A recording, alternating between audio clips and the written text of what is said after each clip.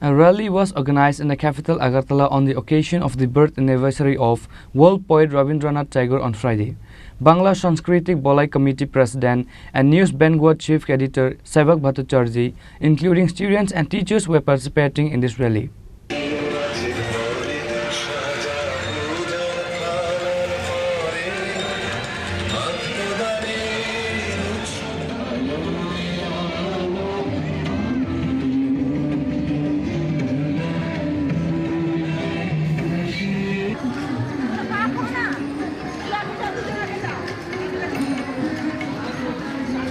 The birthday of poet Rabindranath Tagore was observed in the state as usual under the initiative of Bangla Cultural Balai like the other years.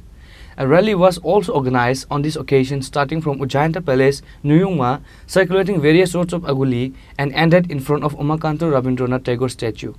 আমরা গত বছর থেকে শুরু করেছি। এবছরের প্রভাত ফেরিটা একটা ঐতিহাসিক প্রভাত ফেরি হচ্ছে।